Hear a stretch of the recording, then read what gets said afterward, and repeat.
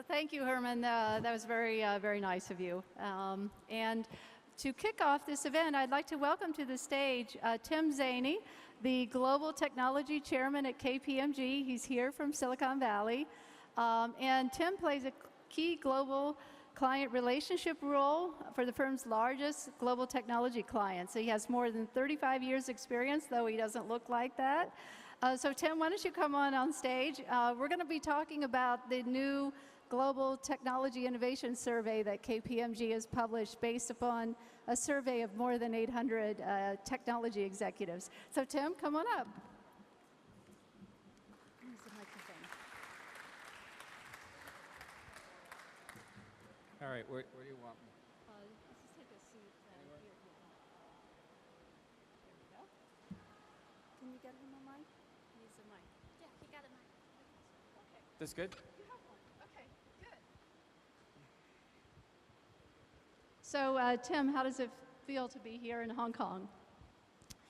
Well, this is terrific. This is my second time to Hong Kong this year, and I have terrific partners here at KPMG who always show me all the great companies, both small and big, that are growing up and are flourishing here in Hong Kong and southern China. So it's terrific being here. Great, great. So I know that you've been out and seen some companies already in the area. What has impressed you so far? What's impressed me so far is the demonstration that I got at DJI yesterday with the drones. That was that's cool. That was completely cool.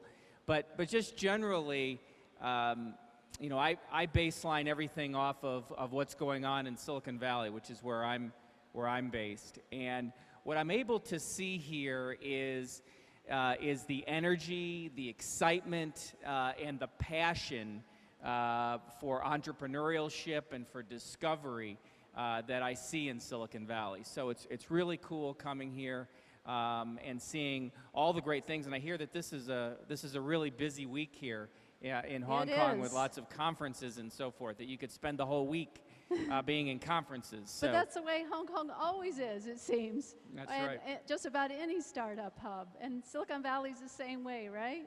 Yeah, it is really neat to be here, and the excitement's just terrific. Oh, good, good. Well, we're glad to hear that. So your views from the Valley on how China compares so far. I know you were in Shenzhen yesterday. Any thoughts upon that visit to Shenzhen besides DJI? Anything else kind of stand out on that trip? Well, the neat thing about Shenzhen, and again, if I could compare it to Silicon Valley, is you have successes there. So you've had companies that have been successful and are able to share the knowledge, they're able to share the venture funding, and they're able to bring that hope that young companies need to have. They have to have an ability to think that they can be successful, however that success is defined. And I've gotten around to some other places who haven't had that success. There's a lot of places, I think there's just about every place in the world. I actually was talking with somebody earlier today who was telling me about this innovation center in Hawaii. And I said, well, gee, there's an innovation center in Hawaii. And he said, yeah, of course there is. So everybody has an innovation center, but it's successful when you have successes. And so those successes are really critical. That's what I saw in Shenzhen. I saw great companies that have been successful, small, medium, large. I went to a lot of them yesterday, and it's just a terrific environment. That's great.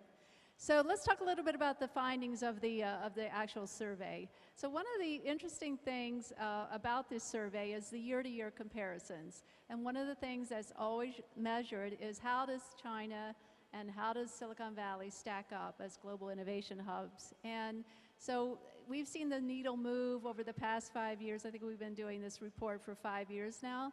And the latest findings still show that China is gaining and the U.S. is kind of slipping.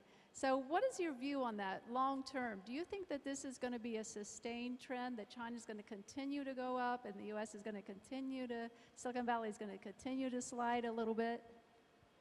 Yeah, it's a great question, and since we released the survey here about 5 or 6 weeks ago, and we met with the press here, that was the first thing that everybody focused on was kind of the comparisons and the rankings of China versus the U.S. or this city versus the other city. And the first thing that I think is important to understand is a little bit of the context of the survey. So the survey was 850 technology executives. 86% of those, so vast majority of them, were C-suite executives. There were more executives surveyed in the Asia-Pacific region than there were in the Americas, but there were more in the United States than there were in China. So what does that say? Well, when the question I think you're referring to is who's going to be a leader? Who's going to bring that disruptive technology on a global impact over the next 3 or 4 years? And China has pulled even with the United States in that particular question. So it's the first time that they've pulled even statistically. I think it was 26% to 25%. But what I thought was just as interesting was the increase from single digits to double digits for India, and single digits to double digits for the UK. And so other areas of the world also are doing very well, and there's a perception, because this is a perception survey, that those areas are doing well too. So lots of great innovation occurring around the world. Yeah, so this is really one of the highlights of the survey, is not only the cities, but the countries. So looking at the cities, there are kind of some surprises there, right? Shanghai, number one. Yeah, Shanghai, number one, especially when you're in this part of the world, everybody says, well, where is Shenzhen? Shenzhen was 13th in the survey. And so what it really said is, from a brand and from an image perspective, I think the top 5 are Shanghai, New York, Beijing, Tokyo, and London. And then you go to Shenzhen as 13. So it's really a perception and a brand thing. And just think about that survey in 2021, after we've had the Olympics in Tokyo. And they've put out self-driving taxis. And they've put out high-definition television broadcasts. And they've put out hydrogen and fuel cell-powered cars. Just think about the perception that Tokyo will have as a result of that. And I don't think that's inconsequential from an investment perspective. That risk-based capital is going to follow the publicity and the brand a little bit, I think. Yeah, it's a little bit like what the Olympics did for Beijing in 2008. So that helped to put Beijing on the global map. And I think with the Olympics coming up for Tokyo, Japan, that's going to also help. And they're putting a lot of investment into infrastructure already, and technology infrastructure. So I think that's one of the reasons Japan has come up. But what about London? I mean, the Brexit thing, the survey was done in August when Brexit was already very much top of mind. So why did the UK jump ahead? The UK really had a major lift in the survey this year. Yeah, that's a great question. I was just in London a couple of weeks ago and visited a couple of startups in the London Bridge area, and I asked them about Brexit. Tesla is one of the major ones. Yep, and Tesla, as many of you saw, just passed Ford and GM for 5th in terms of market cap. I think over $50 billion right now. And I think they lost $700 million last year. So I think there's investment based on hope. Yeah. So in year after year of doing the survey, it was for a couple years in a row. Cloud computing, mobile communications were top of the top, right, as the leading technologies that are going to have an impact. So now things have become much more diversified and dispersed. And we're seeing Internet of Things and robotics and drones coming up. And are there any specific things that you think stand out it's going to be the next wave of future innovation? And from where? Yeah, I got to say, we're talking about robotics yesterday in Dongguan. I saw two young companies. One that had this really cool sweeping and mopping automated robot, and the other one that had this powered skateboard that were pretty cool. And so I think the survey gets to where the use cases are. And at the top of the list was Internet of Things, and then second. The second was robotics, and then the third was AI in terms of the types of innovations that are occurring, and the most popular ones. And I think it's because of use cases, and you're seeing more use cases today in those areas. I think there'll be a number of years in the maturity cycle. Artificial intelligence is going to still take a while to mature. I think it was third on the list, and Internet of Things was first, and that's just because there's more use cases today in those areas. Well, what did the survey have to say about the barriers to commercializing these new technologies? What were the leading causes or leading factors?